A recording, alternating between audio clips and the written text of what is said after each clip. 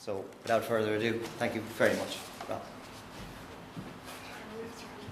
when Pat told me I was third, maybe fourth on the list to be invited for this, I'm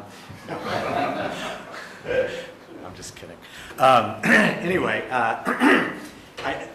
one of the things we've been talking about today, or at least some of the themes have been around creativity and taking sort of your academic work into policy.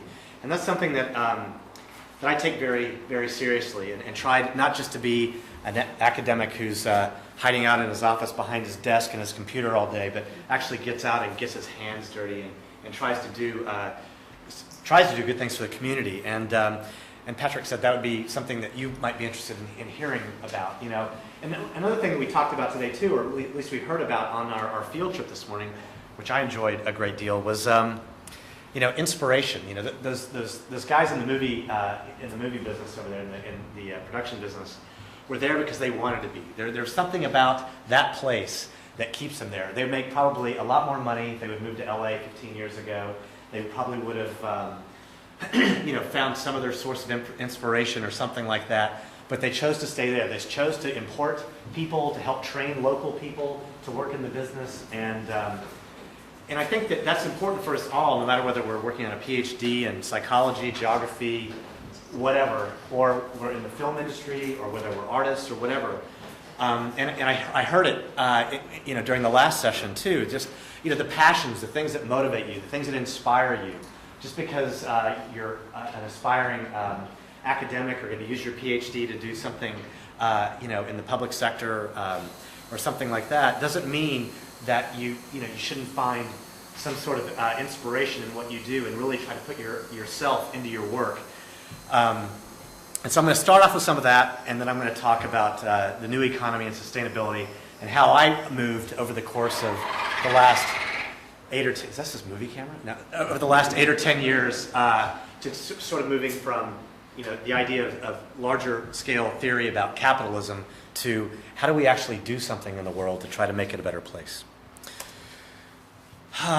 Just so you know a little bit about me, I'm from Oklahoma, which if you look at the United States is the state that is shaped like this. It's in the middle of the country, the Bible Belt.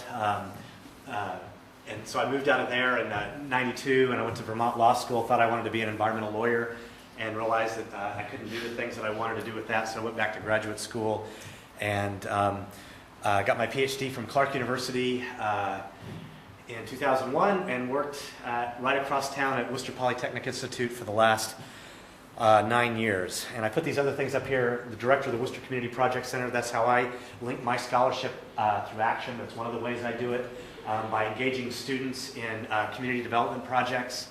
I've also the director of the Environmental Studies program, which isn't on there, but it doesn't matter. And I've also done a lot of work in the UK, and I came to meet Patrick through my collaborator, David Gibbs. All right, so where am I coming from? As I said, I grew up in Oklahoma. Oklahoma is a very, in terms of physical geography, a very interesting state. It goes from one side of the state, the side of the state with the point, with 9 inches of rainfall per year, to the other side of the state with 44 inches of rainfall per year.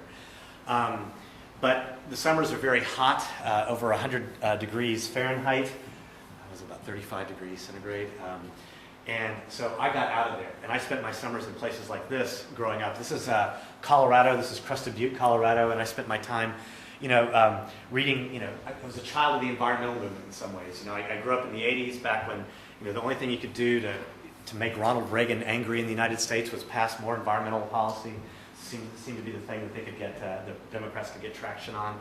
And I was sort of brought up in that movement, Earth First and reading Edward Abbey and things like that. But since, growing up there and, camping and hiking and doing all sorts of things, I've done a lot of other traveling as well. And through my job, I'm lucky enough to take students on trips around the world where they work on community engagement projects all around the world. And this is a photograph of Cape Town, South Africa.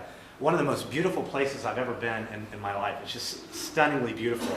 And if you look at it, I don't know if you've ever been to Southern California, but or maybe the south of France or something like that. But this is truly, quintessential Cape Town, white Cape Town, that is. And so I'm sitting there, this is called the 12 Apostle Range and stuff, and this is just a stunning place. And then, this is, if you ever have a friend who goes to Cape Town, this is the postcard you're going to get. This is Table Mountain. This cloud across the top is called the tablecloth. I mean, you get this image of this very beautiful, modern city that, is captured in images like this. But my role there was not to be a tourist. That was actually going out to Robben Island, where Mandela was held for 17 years. 17 of his 27 years. But then you see images like this, where you go out to the Cape Flats, and you get to see that despite the fact that people of color received their rights as human beings in only 1994, there are still huge disparities in the way whites and black South Africans live. These are old hostels from the apartheid era with people still living there. They're not maintained anymore, but they're still squatter developments. And then I came across this, and we were doing some work in informal settlement, helping them do some rainwater harvesting. They get about 7 inches of rain there a year, so and the price of water is the same as it is in the U.S., which is and you're working on $30 a month. So then I see this picture. This is another view of Table Mountain that people don't see, and it really this thing that really I'm interested in is these iconic images of what we see as these these beautiful sort of quintessential landscapes of nature and how we relate to them.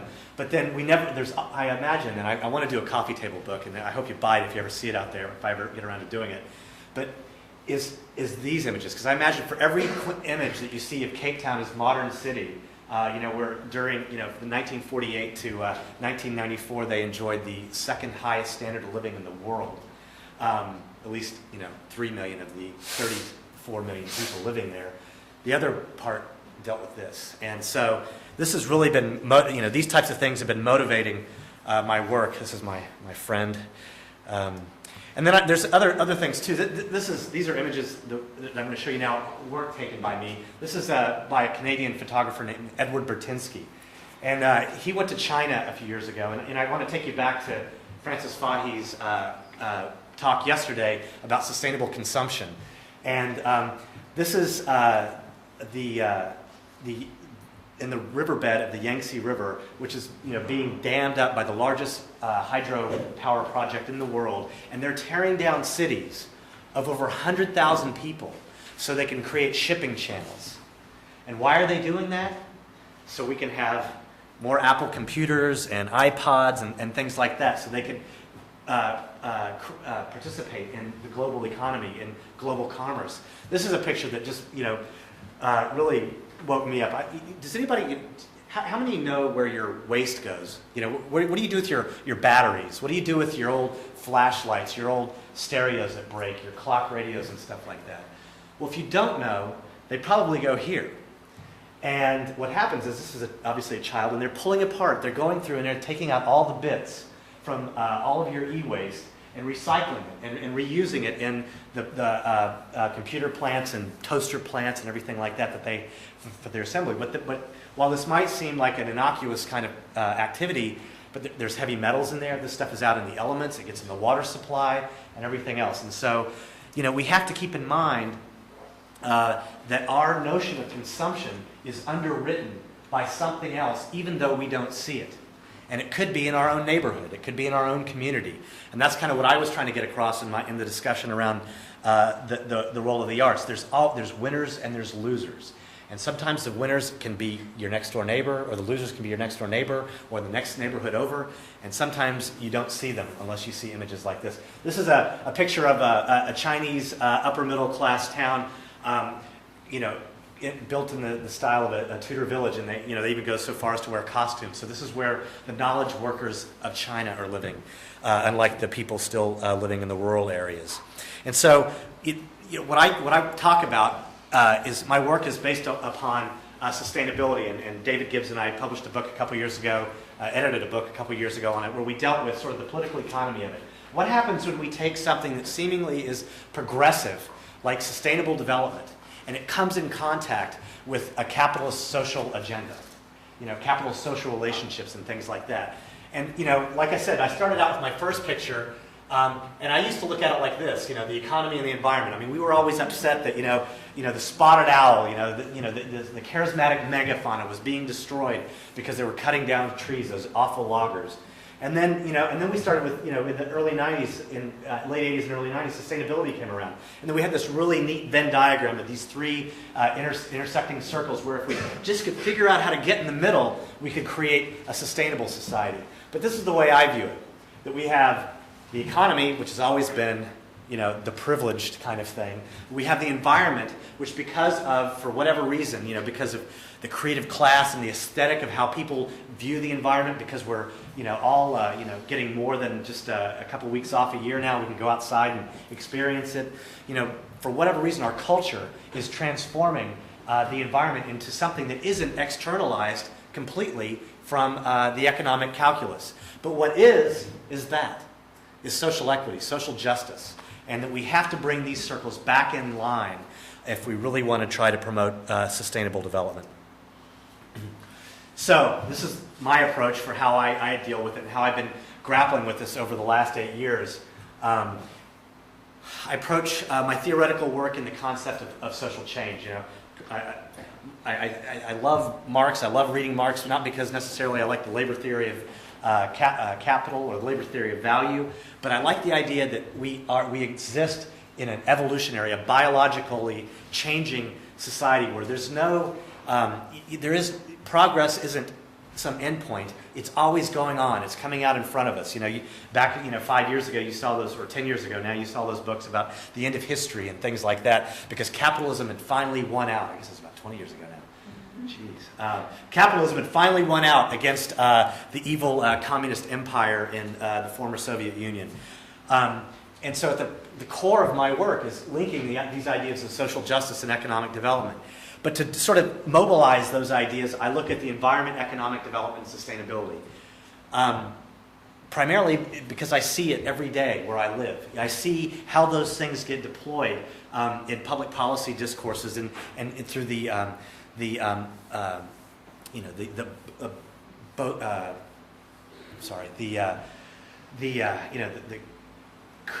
crowing of the political boosters and things like that, talking about how we finally learned how to reconcile these things together and trying to explore those. And that's one reason why I got into the creativity literature, because that also seemed to be a way to sort of link social justice and the environment, but has certainly in the United States context failed miserably.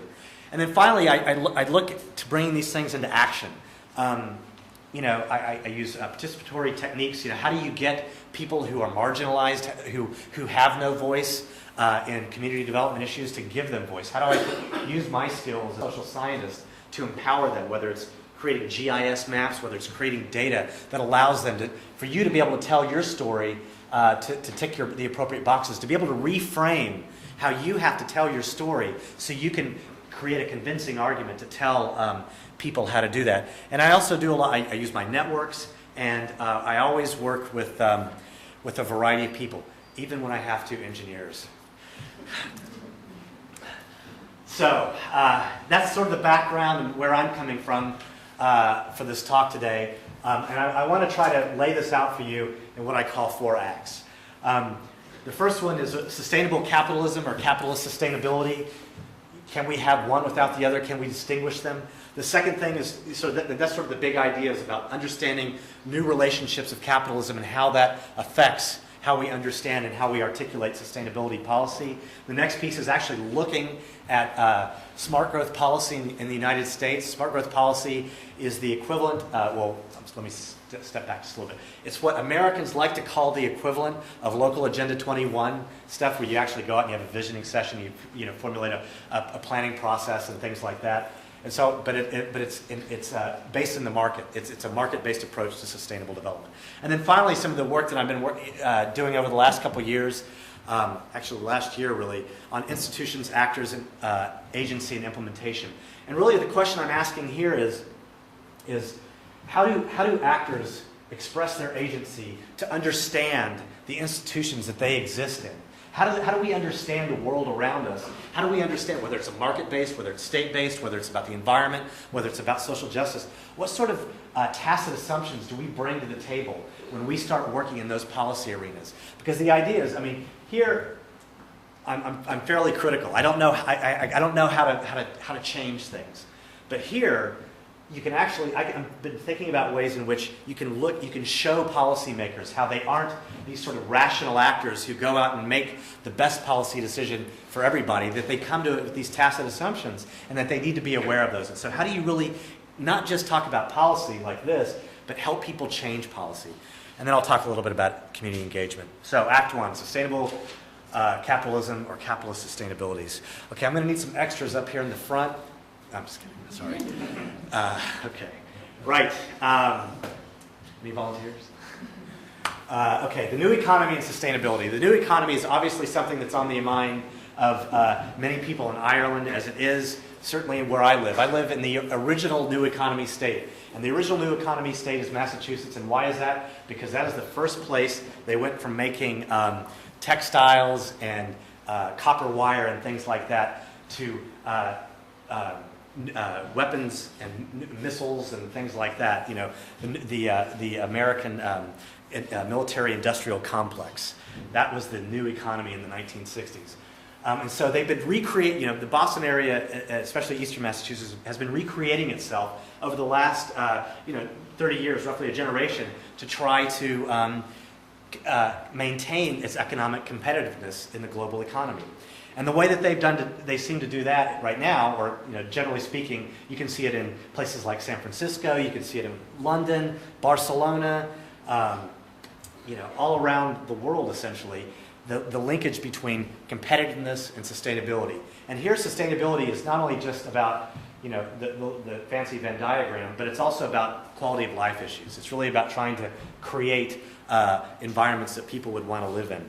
Alan Scott, a geographer out of University of California, Los Angeles, suggests that there's a sphere of convergence between culture and economy. We've been talking about that today. And it's the idea that, before it used to be about labor and capital. Well, now it's about culture is permeating what we think about, where economic development occurs, why it occurs, and things like that. And so there's, it's more than just, sharing labor and transforming raw materials. It's about consuming lifestyles and places where we live, quality of life and things like that. Richard Florida, love him or hate him, has come up with a pretty powerful notion, and I think it's true in this case. This is one point I do agree with him on, and that is there is a new labor relationship in the new economy. In other words, firms chase talent. They identify places that people want to live, and they will go there and site there and build their factories and their knowledge, not their factories necessarily, those usually go to offshore, as we say in the U.S. But there's places where there's a high quality of life and environmental amenities and things like that. And as I said before, in the U.S., sustainable development and smart growth are synonymous. So, just a short case study on Boston. Boston's impending doom again. As I said, it's been recreating itself. We started with Raytheon making missiles that we were going to shoot at Cuba or Russia or places like that, Eastern Europe. Then we moved into the computer software and manufacturing in the late 70s and early 80s, and they got beat up by Silicon Valley and completely lost that. And then now we're the cradle of the biotech and life, what we call now, not biotech or bioengineering, it's now the life sciences sector, which is, links high tech. But Boston is a very competitive region. We have the most number of patents of any region in the world. We have the highest level, second in the world to San Francisco in terms of research and development.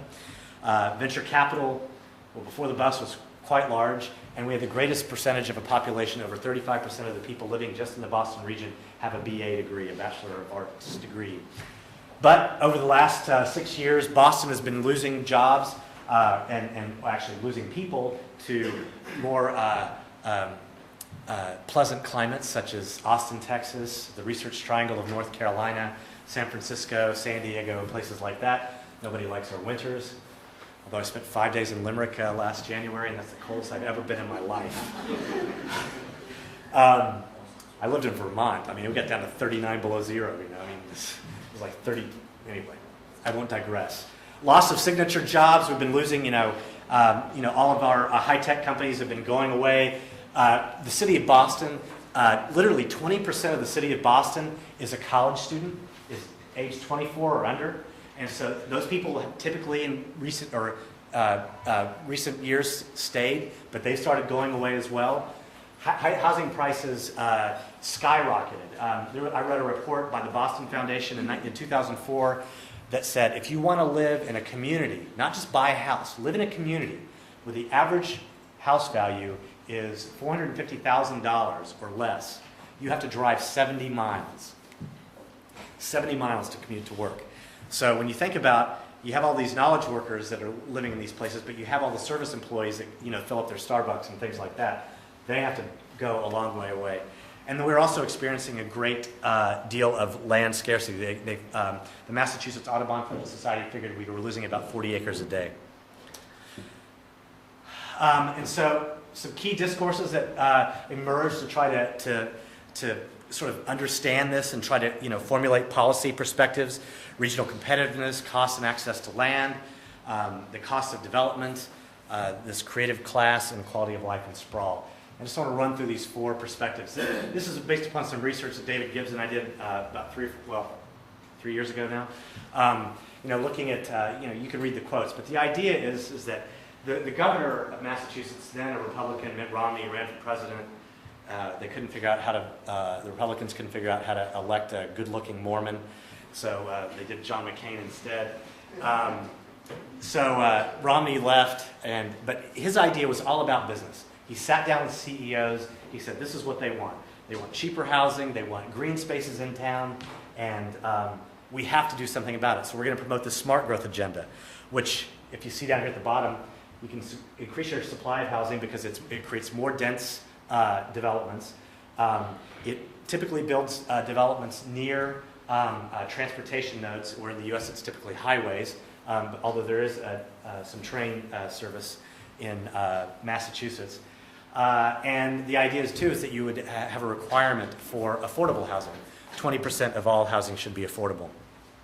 The Arc of Innovation is a think tank in central Massachusetts and for the high-tech corridor of Interstate 495. And their point was about was about the environment. It's saying, listen, there are some towns where the new economy workers and plants were had a 3-month supply of water, of groundwater available because they were depleting it so quickly. There was, the idea that we were also destroying our drinking water because they paved over so much of these areas that you could get water pollution and things like that. And these are areas that were already crippled in terms of their water supply during the U.S. Industrial Revolution back in the 1860s to the 1920s. The Boston Foundation is just that. It's a foundation, it's a charity that provides resources for research. Their issue was about sprawl and quality of life. If you look over here, you can see what Boston's formula for success was: highly educated people, excellent institutions of higher education, access to venture capital, culturally vibrant and walkable communities, city and town centers near public transport, and natural recreation areas. And those things were all under attack by the rapid rate of development. And you can sort of see that as exemplified in this quote.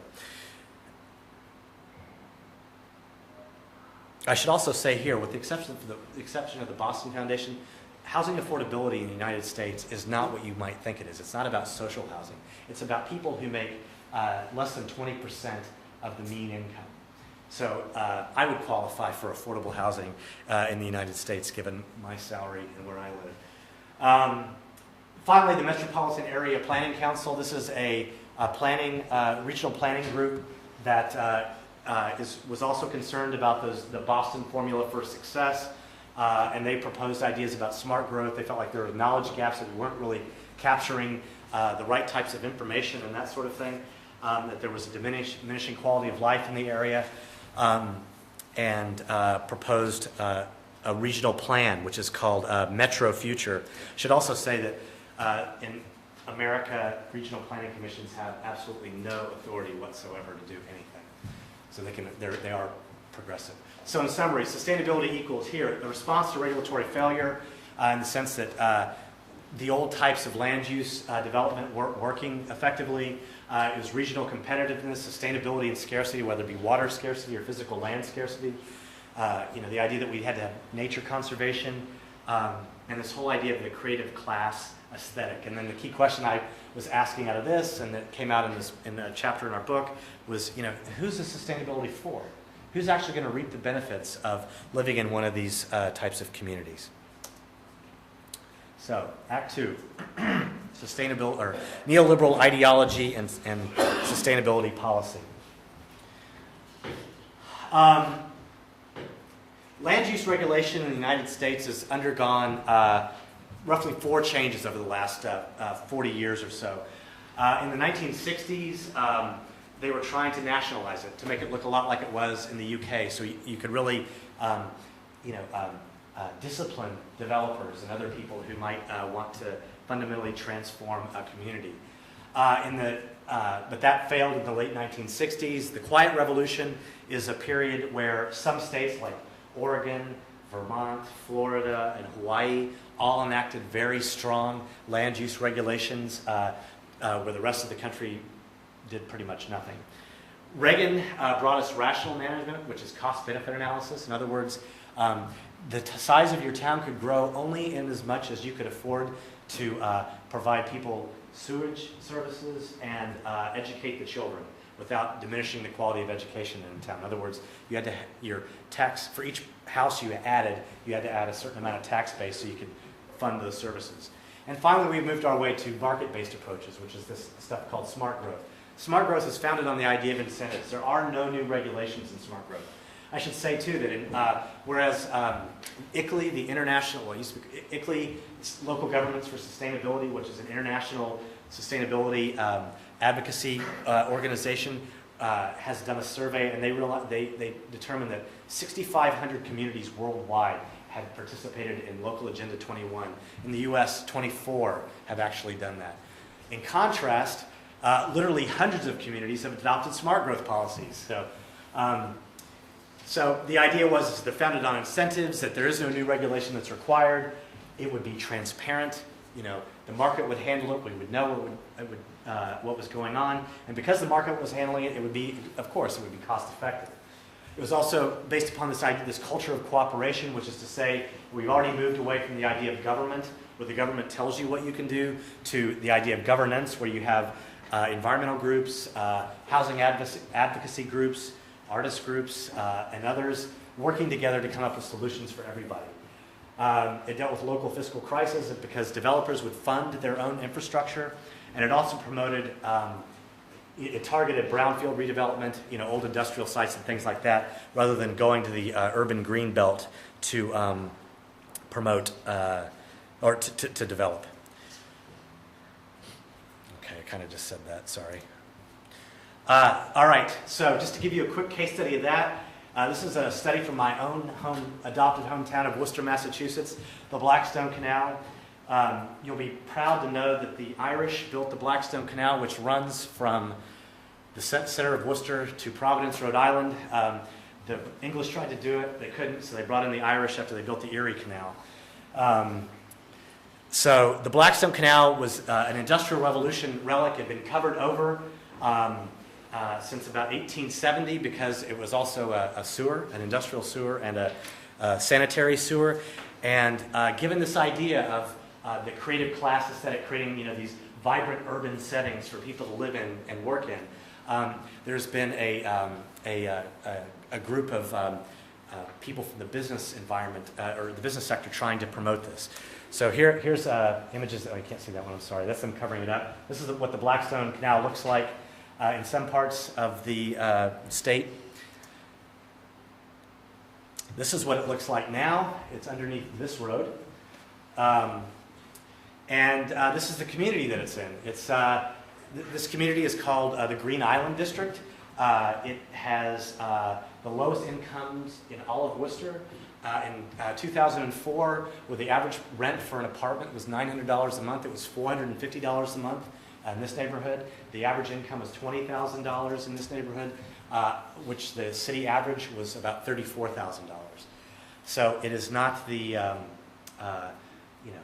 strong middle class community here. It's highly immigrant. Puerto Rican, Dominican, and Somali are there now. Lots of factory buildings like this one.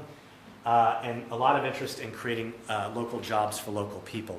But as I said, this business coalition has come in, and this is what they want to create in this area. High-rise buildings, here's the cafe culture, people taking canal rides and things like that, right down the middle of Water Street. And you have to ask yourself, where are the people holding up the sign? Where are the people who can only afford to pay $450 a month? Where are the sixth generation Irish families who have lived there since they built the canal? Where are they going to go when this area gets gentrified? Because the other thing that's important to know about this area is it's 88% renter occupied, not owner occupied. So it's just another form. I call it a sort of neo-gentrification strategy. So, smart growth in the United States. What happens when sustainability comes together with neoliberalism, with a strong market-oriented approach to regulation? We have public goals delivered by the private sector. And who, as we learned earlier, who do they tend to benefit? They tend to benefit the developers. We've had a proliferation. there has been a strong civil society that's emerged as a result of a lot of this stuff in Worcester. But again, they're not the ones who are empowered to make the decisions that will ultimately carry the day. And the idea too is that smart growth ameliorates the externalities of environmental degradation. It says, okay, we're going to move everything into the city. We're going to move it onto brownfield sites. We're going to do infill development and things like that, rather than chopping up the green belt and wrecking our water supply and things like that. So it does sort of reconcile, some of the issues associated with economy and environment. But again, it goes to, there are losers in this, and they're typically people. All right, so Act 3, institutions, actors, agency, and implementation. Okay, a couple definitions here. You can look at it. Essentially, institutional design is the creation and realization of rules, procedures, and organizational structures that enable and constrain behavior and action. Okay? In other words, we all work within a certain set of institutions. If these now wear ties, that's a new institution. I'm kidding. But we all have these informal institutions and formal institutions that we work in, but we all don't understand them the same way. We all bring with us different educational backgrounds, different life experiences, different ways of seeing the world that, in my view, affect the way institutions actually operate. And so the goal of this work for me is to understand how actors understand the context that they're working in. How do they make sense out of it, and how do they work within that to either produce the outcomes that are supposed to be produced, or the outcomes that they would like to see produced. And it works on, it builds off some work of these two political scientists named Bevier and Rhodes. And essentially, the part highlighted in yellow is the key thing here. It's that, everybody, people from political science, economics, sociology, largely see actors as being rational. We make certain assumptions about actors' behaviors. And what I'm proposing to do, and what Bevier and Rhodes do in another way, is look at people as actors and agents that are socially constructed entities in and of themselves, rather than just these people who make optimal decisions for the maximization of utility. And so, doing this type of work requires a novel approach to research methodology. And I'm using what's called Q method. And I gave you some of this stuff for your reading. I don't know if you had a chance to read it, but if you're inspired by it, have a look at it. This is really fun stuff. And I talked about inspiration and where ideas come from. And this is, doing this method is really about helping people understand more clearly their own tacit assumptions about the world and the context that they live in. Anyway, but it's also quantitative.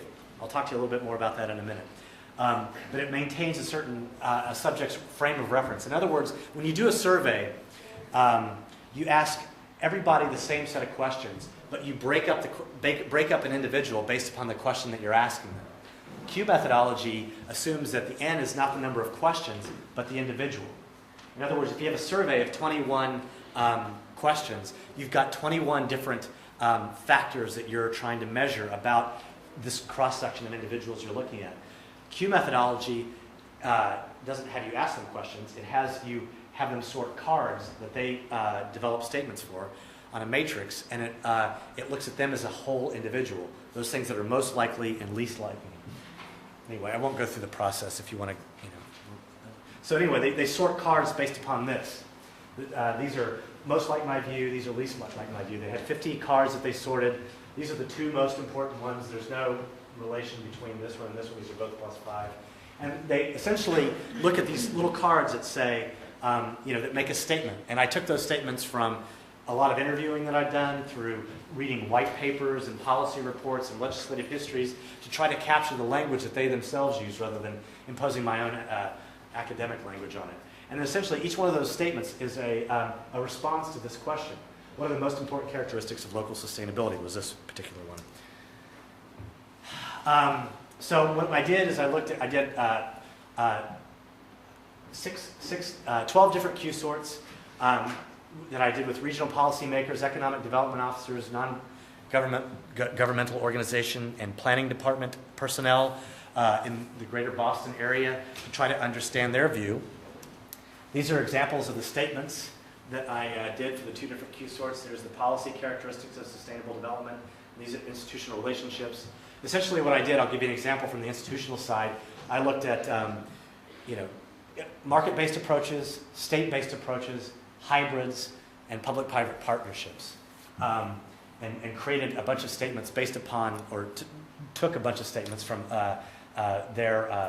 from interviews and white papers based upon these things, and they sorted those statements. Those aren't all of them; those are some of them, onto that little thing. And I came up with 3 narratives: the pragmatic green capitalist, the iconographic green developer, and the idealistic sustainable planner.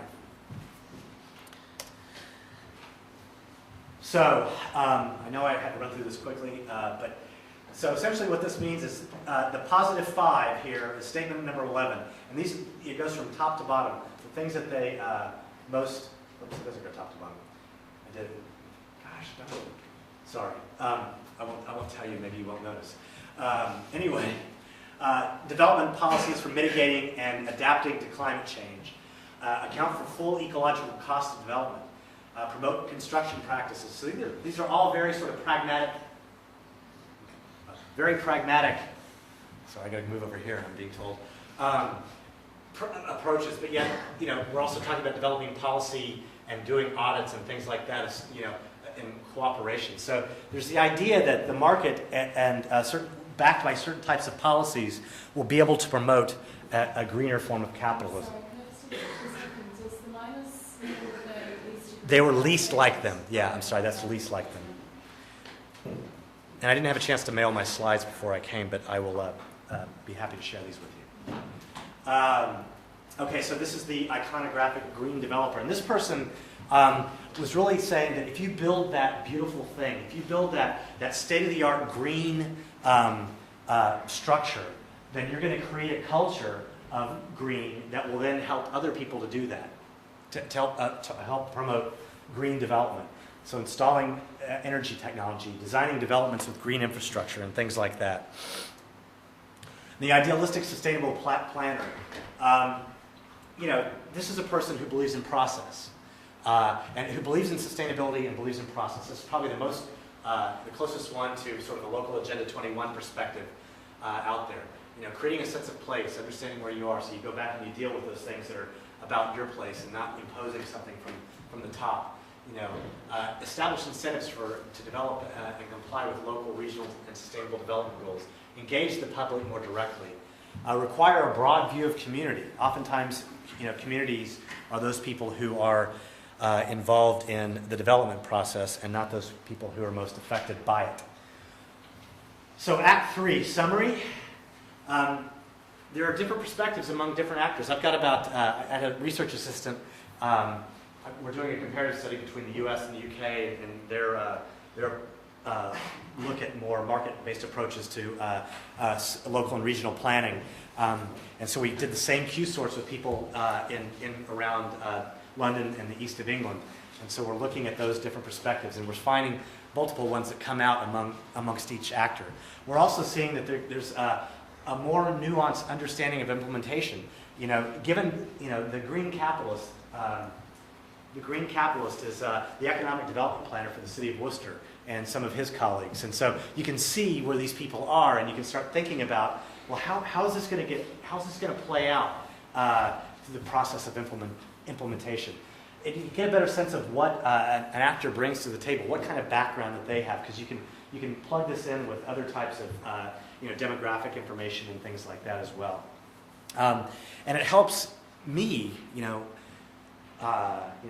back to engineers, what this does for me is this helps me understand how people, I'm not a policymaker, I'm an academic, and that's what I do. But I understand much more clearly how people in these positions think and operate. And so I can communicate with them more effectively when I go and try to engage the community for social change. And I think going again back to understanding policy, and as academics, we have to learn how to talk to each other. Not only each other, like the disciplines in this room, but also people across the disciplines. And also understanding that just that we as academics think about the world very differently than people who are actively engaged in the community oftentimes. So Act 4, community engagement. Now, this is the stuff that makes me get up and go to work every day. These are people, through WPI, I have these relationships around the world. This is in an informal settlement in Windhoek, Namibia, where we created a water catchment system so they could grow vegetables in their gardens. Even though they get about 4 inches of rain per year, their roofs will yield about 1,000 liters of water on an annual basis that they can use for drinking if they use the proper treatment, or they can use it to water gardens. This is a group of students that I took into the tsunami-affected area of Thailand. Essentially, they were building these houses that people could the Thai Royal Air Force was building these houses that people could they couldn't fix, they couldn't find the raw materials for. I mean, the houses that were destroyed by the tsunami were made out of trees that came out of the jungle and bamboo and things like that they could fix and build themselves. And now all of a sudden they have a cement slab, mahogany frame structure and cement board walls that they can't repair or even afford to repair themselves. And then there's this project which I'm going to talk to you about in Worcester, which is the 93 Grand Project, which is, I'm working with a local community development corporation. And a community development corporation is a private, not-for-profit organization that is charged with community development in impoverished areas. And what we're doing at 93 Grand, well, actually, it's in this community here. This is the main south neighborhood of Worcester. Here's 93 Grand here. But really what we're doing is looking at this whole neighborhood to try to develop green infrastructure practices in the whole community, because the CDC literally has control of all this brownfield area and much of they own much of the lots and things like that that they've redeveloped for truly people in need, not the 20% people, but people who make anywhere from 40 to 60% of the standard income. And the goal behind this is to employ, the idea of green infrastructure is you use the services that nature already provides, like water infiltration and things like that, and you don't have to build it because it's already there. And so how can you do that so it actually reduces the cost of living and the cost of getting into a house for these people? I mean, you consider that these houses built last year are selling on the market for $135,000. When you can save another $10,000 or $15,000 of infrastructure costs, this is where I use the engineers, then you can literally take 10 to 15% off the price that they have to pay for a house. And then you've got something because the CDC owns literally owns the ground underneath these houses, they can't then turn these houses over to so they'll become gentrified. So that to people who are making a full income. So they actually stay in this area. And so one of the things that we did in addition to that, or working on it in addition to that, is on this particular building, 93 Grand Street, which is in this neighborhood. And here's the building from above, and here's the footprint. And what we did is we engaged, we brought 35 experts in from around the state to think about what types of green technologies could we use on this building. I mean, this is south facing here, so it's got a lot of opportunities for solar. They're talking about geothermal. We were talking about, one of the things I'm interested in is indoor toxics, because lead paint issues are a real problem in communities of need in Worcester.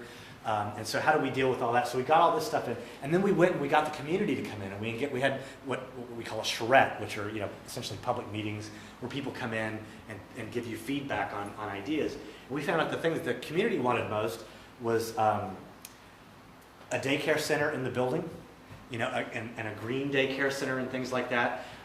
So having a daycare center, also having artist live workspace, because there's artists living in this neighborhood, and getting ideas for how these spaces should look and things like that. But also maintaining it for the people who live in the neighborhood. This building can be an icon for this neighborhood.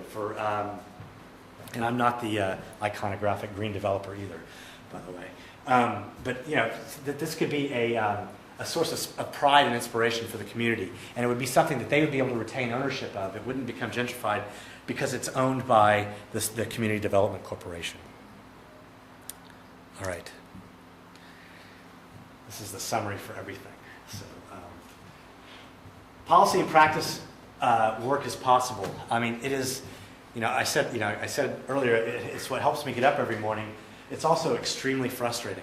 You have to have the wherewithal to deal with, you go and, when you're in academia, you go and you deal with your colleagues and things like that, but when you go out in the community, you become a public face, and you've got to be able to deal with all the variety of personalities and things like that. And oftentimes, too, it takes patience.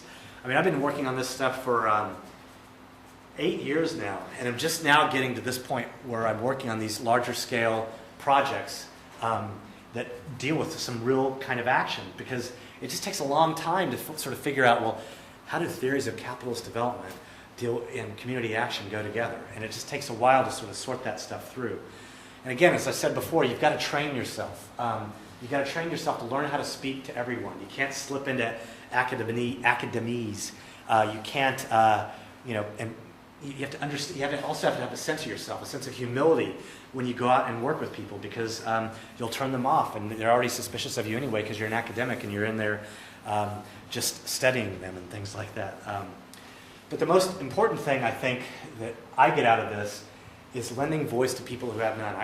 I take my job as a public intellectual very seriously, in that I try to help people who don't have a voice in the community to speak to policymakers, to take their ideas, to figure out a way to help them take the knowledge that they already have and transform it into a way that a policymaker can understand. And I think that's one of the greatest values that we can provide to the communities that you'll hopefully work in as you think about taking your knowledge to practice.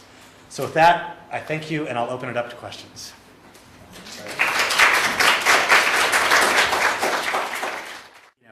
A good friend of mine edited a book a couple years ago called Just Sustainabilities, where he linked the environmental justice agenda with the sustainable development agenda. And I think that is where it is. As I said in my layout, my schematic diagram, the social justice piece is that which is ignored. To me, you can go out and you can put solar cells on all the 400,000 euro homes you want to, but is that truly sustainable? Those people save a little bit of money, and we use, they don't put as much CO2 into the atmosphere from their home use, but they're probably driving 20 miles to work or something like that. But really, to me, sustainability is this type of thing that I've been talking about. It's working in communities of need and helping them acquire economic empowerment, social justice, and environmental justice. As I said, to me, as boring as this sounds, lead paint is one of the biggest issues facing communities of need in Massachusetts. because the kids, chew on the windowsills. They're not, they got lead falling off onto the floors, and they're eating these chips. And the people who need to use their brains the most get affected by lead paint poisoning. So it's those kinds of things that I think that really make sustainability sustainable. Economic justice, social justice, and environment. It's a great idea then what people have known. To what extent do those ideas become kind of cliche and become buzzwords and lose their effectiveness? We all know the idea of bottom-up development, but is it really practical? I'm sure it's practical, but is it brought into practice to take it seriously? Well, I guess I could if I was just standing here telling you I did this stuff, that would be sort of making it cliche. But the fact that I'm actually doing it and we're getting money to fund this project, I mean, we've sent out, $500,000 in bids for this stuff to get this thing going. I think if you can sit and you can wax poetic about it all the time, but if you don't get out and do it, then that's all you're doing. It is possible. And I do think. I was talking to Patrick about this last night over a few beers, and I think to me, the environment used to be the most powerful movement, certainly in the U.S. Okay, so I'll limit my. Used to be a very powerful movement for social change in the U.S., and it's lost its teeth because you have people like the Sierra Club, going out and promoting. I gave a talk to a Unitarian church, and the title of my talk was "Environmental Sustainability. It's not for birds and bunnies anymore, or just for birds and bunnies anymore."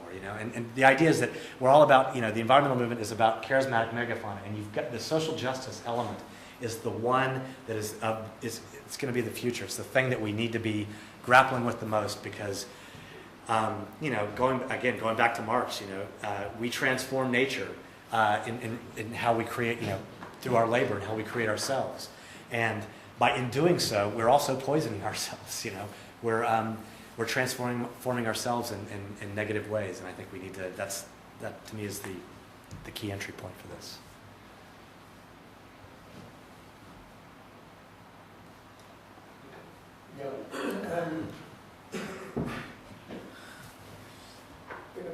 Sustainable development, we've given an interpretation of sustainable development. And in a sense, pretty much most societies are trying to keep they have some understanding of sustainability in terms of a balance between economic and social and equity and environment. So there's nothing new about sustainability in that sense. I'm trying to get these different aspects of society into some sort of balance. The second point is working at community level. What extent do you really have control over so many of the factors which influence that intersection of social, environmental, and economic? Well, your first point, are you saying that there's nothing new about sustainability? Right. Okay, well, I mean, going back to economics, Harold Barnett and Chandler Morris wrote, Scarcity and Growth back in 1966, and the model of development then was, let's go ahead and chop down. Let's go down and chop all the trees down. Let's go mine all the oil, or drill all the oil and mine all the coal, because scarcity is the mother of invention.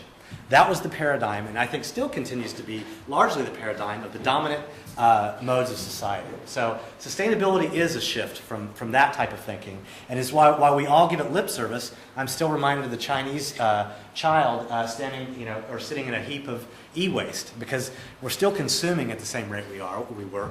Where is the dematerialization of the economy that we all hear so much about? It's just we don't see it. So it's not in our yards anymore. It goes to somebody else's backyard. The other thing, how do we do it at the local level? Well, that's a really, I think of it in terms of scale, right? I think about it in terms of, okay, well, if I really put the solar hot water unit on my house, am I really going to be doing anything for the rest of the world? Well, probably not. By riding my bike to work every day, do I really, am I really limiting my, probably just, only a tiny bit. But the idea is if we can start doing this stuff and show, through the efforts of the state, through the efforts of, university town partnerships to show that this stuff can happen and can become economically viable, then maybe we do have a shot at it. Because again, people still take if this was easy, developers would be doing it already. And we've got to show the way. Somebody's got to show the way, and it's got to happen at small scale projects like this. I mean, you look at going back to the U.S. context. You look at Obama's stimulus money. It's going to it's about sustainability, but it's going to something as simple as weatherization. Making sure that homes have appropriate insulation and storm windows, and the doors fit well on the hinges and stuff, and but yet it's also putting people to work who need those types of skills, and so therefore it cuts across the economic, the social, and the environmental. Yeah. Can I ask if you think that there's an increasing conflict or difference between values-based approaches to sustainable development and market approaches to sustainable development? I'm thinking, I know Michael Sandel is talking a little bit about this in the Reef lectures at the moment, but things like, for example, the carbon sequestration schemes internationally are focusing on the kinds of incentives, those kinds of market incentives to countries. And I'm just wondering about that in terms of policy making. Is that a direction policy making is increasingly going in for sustainable development? And do you think, and I think you've maybe lightly touched on it a bit earlier, do you think that's different and maybe not as long-term sustainable, to use the word in its broadest sense, as value-based approaches to sustainable development, to changing cultures for people not necessarily related to market-top incentives? We can probably talk about this part later, but I just want to make this point first. I have a problem with distinguishing between values and market, because the market is imbued with somebody's values. So in my opinion, we have to take that to heart. But you're talking about a cultural change in the way we, I think, right? In the way we consume and use resources and things like that. I think I'm suggesting that that's based on more about changing hearts and minds about it. Yeah. It's more based on our values. That's how you cultural change. If we in Ireland, then we do something about it individually, as individuals and as a society. Whereas I'm not sure that some of the international, some of the policy making, I think, has perhaps, I'm just thinking about your view on this, has perhaps tended towards applying sort of, the carrot and the stick in terms of promoting sustainability at the European level or at the international level. Yeah. And for example, the carbon schemes where you can trade in carbon emissions. Right. So do those kinds of schemes actually stop countries from doing anything in reality? Because if they can buy their way out of it, then they probably will. Well, yeah, and they're already doing it. I mean, there's an ecological economist named Juan Martinez Thayer, who's at the Autonomous University of Barcelona, who talks about, the new imperialism of, sustainability, where, Weyerhaeuser, which is a big timber company in the U.S., goes and buys up huge swaths of land in Ecuador, so they can chop down a bunch of trees in British Columbia, or in Portland or in Oregon or something like that. So those kinds of policy making, if it's at a larger scale, local communities can really do very little about those things, or can they?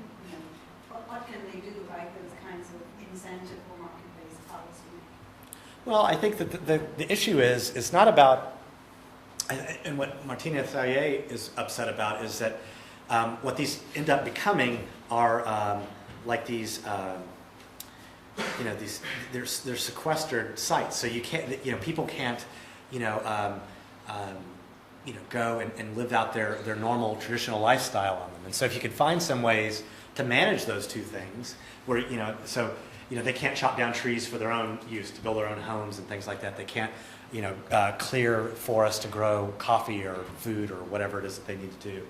And it's those types of things that we have to, start to think about, rather than, and not make it to be, enforced, upon them. It's like, the U.S. should be taking care of, and we're doing it in some, fairly irresponsible ways about trying to, stick it in the ground and stuff like that, and old oil wells and stuff, things like that. But but you have to be responsible for your own, and I think the best answer to that is that you have to be able to pay the full price. for it. You know, going to the Economist. You know, you have to be able to pay your full ride. And you know, I think has anybody ever heard of this company called American Apparel Clothing? Yeah. So American Apparel Clothing, you go in there, and for $20 you can buy underwear that you would buy at your local store for $3 or whatever. But the thing is about American Apparel, it's all organically grown cotton, grown with fair labor in Afghanistan or India. They pay a carbon tax to get it over. It's you're helping people in LA go back to work and make a living wage rather than working, having them produce in a sweatshop. And so that's the mindset I think we need to have when it comes to this kind of thing, is that we have to understand, and there is no such thing as perfect information, but we have to be honest, we have to be critical about what's going on here. So we don't use as much carbon, so we don't, offset our lifestyles on other people, as I just flew over here. I'm completely aware of, so. But that's the crux of it, is our values strong enough, or can we make our values strong enough to be able to pay the higher price that involves, as opposed to, another value, which might be for our low incomes in particular, but actually for us all, to pay less for that. And that's kind of where the real crunch comes in, Sure. I think, when it comes to sustainability at a local level. Yeah, there's no easy answer. Yeah. Yeah, one over here. I kind of find it really interesting what you're saying, what gets you up in the morning, but I'm really suspicious about any time I see new economy, or I see smart economy, because I'm saying, well, what's new about it? I mean, and to a great extent, what you were talking about, it seems to me, is some sort of sustainability action within corporate capitalism. And growth is growth. And still power, somebody mentioned earlier, power relations, the dominant corporations are still there. Did you get that I was critical of smart growth and sustainability in the new economy? I was wondering about that, you know what I mean? Because it kind of Okay. seems to be part of it, and even the title sort of, I would like to conceptual frame, but I wonder, I want to use political economy rather than economy to make that link, because it's nowadays we kind of lose that link all the time. I'll eat that because I'll tell you, and I'm a Marxist, so political economy is embedded in what I do. To me, as I said before, I have a hard time distinguishing values in the market, because the market is imbued with somebody's values, with the values of those people who have the power. So I'm right there with you, man. I'm totally in on the political economy approach to this stuff. And what my point is that the new economy, as a form of political economy, as a form of politics, is it's engaging this idea of sustainability and trying and motivating, using it to motivate a new type of development, which is ostensibly to promote sustainability, which is really a new form of capitalist accumulation, whether or not it's for Dell computers to make a lot of money, whether or not it's for developers to go to new areas, because we've all of a sudden opened up these new brownfield sites and we can get them on the cheap, and it's a hell of a lot cheaper than going out and buying that greenfield space for 50 grand an acre. You hear what I'm saying? I'm right there with you. I'm hearing you saying, I'm saying, go baby, go. Kind of put that up there in the next lecture. Don't hide your Marxism under it. Oh, I'm not. I'm sorry. I thought I made that clear earlier. Well, you kind of said you like reading Marx because you like this idea of an evolutionary process. But, yeah. That's kind of, maybe a bit more. But the social justice is the big thing here, I know America, the Bill of Rights, it was a really interesting document, it was written back 230 odd years ago, or 20 odd years ago, but if you look at America today, it's like, where the heck is social justice in America? There isn't that. Like in our own society here, there's no social justice. So when you're basing your argument on one of your tenets or your cornerstones of your progression is that there must be a recognition of social justice. There isn't even a definition of social justice you can work with these days, let alone a recognition of it. I think that by engaging people to have, to providing resources and knowledge to people who otherwise wouldn't have it, is a way of promoting a social justice agenda. You know? I would agree with that. Yeah. But I'm saying it's the way you have to define what you believe by social justice. You know? You know, social justice should be real. You know, when you're talking about. Yeah, no, I agree. You should all move up to the cascade. You should go to the house up there. No. Move all your lads up there. You know, I agree. No, I think I was in a dissertation defense a few months ago, and one of the people in the committee was saying, "What is social equity? What is social justice? We really need to define this because it's not well defined." And I absolutely agree with you. It's, you know. Yeah, I just have one question. It's in regard to the whole idea of democracy, and I suppose again, from my perspective, as I said earlier, I come from Ballymun, and the bigger claim we have to claim is not the arts, but it's our engagement at the moment with the Worchester. And this whole idea of democracy is, to my mind, an illusion.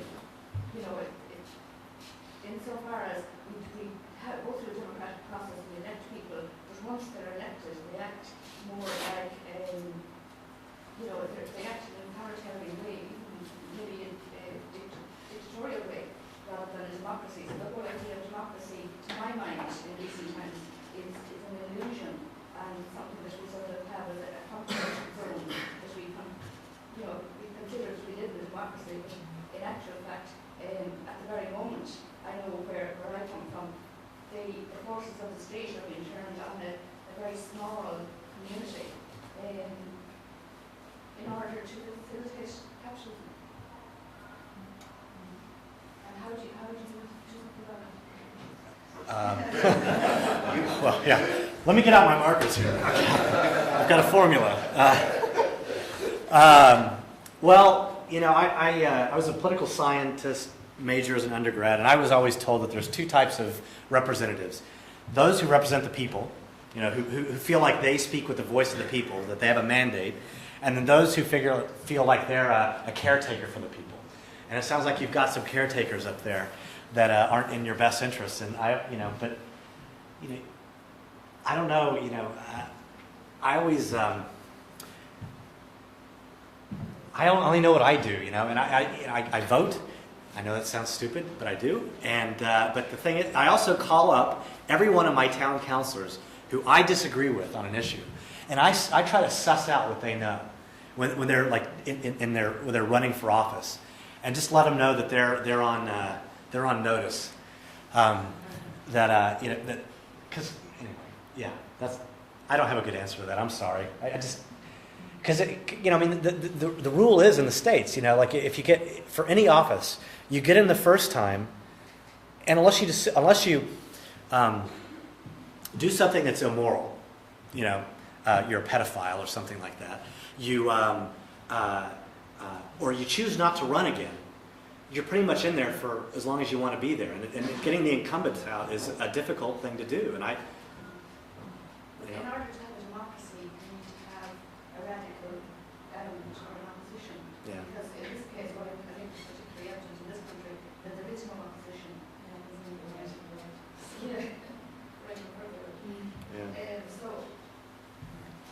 Well, what I try to teach my students,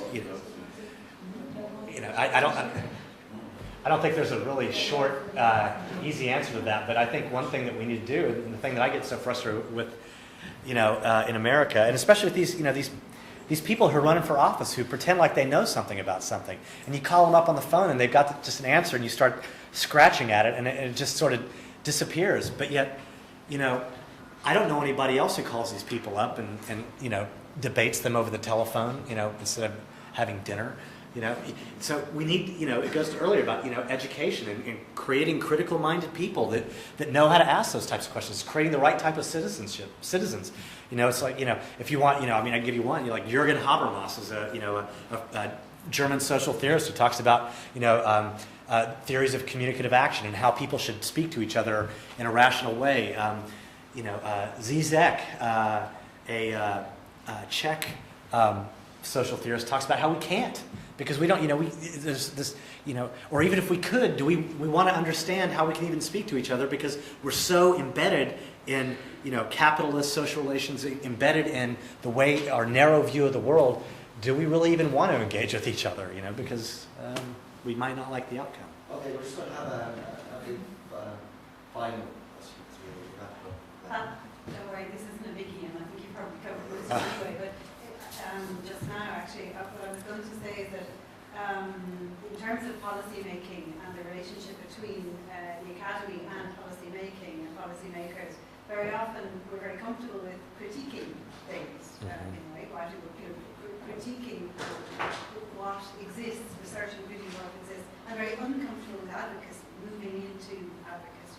It seems to me that you're much further along that road, and I think that's part of the reason why there is a gap, why there is a gap perceived within Irish society, within civil society and advocacy gap. It's, I think, partly because the Academy has been unwilling to move further into advocacy on behalf of civil society. In part, we may be hired by policymakers to do a certain report, and that puts in a certain relationship, that develops a certain relationship. And so I think your discussion of how action, can be coming into communities and working with communities is one way of changing that role and moving more into advocacy. Is that something that's important to you as the role of an advocate? Absolutely, yeah. I tell my students, who go out and work on these projects, it's our responsibility as we are in an institution of higher learning, and it's our responsibility to, one, do something good, but also tell people where they're wrong, and work with people on those types of issues. And so to engage critically, I guess is what I meant to say, not be so blunt, just to say you're wrong. But, yes, no, it's that's an important thing for me. Thanks. Okay, well, it just remains for us to thank Rob very much for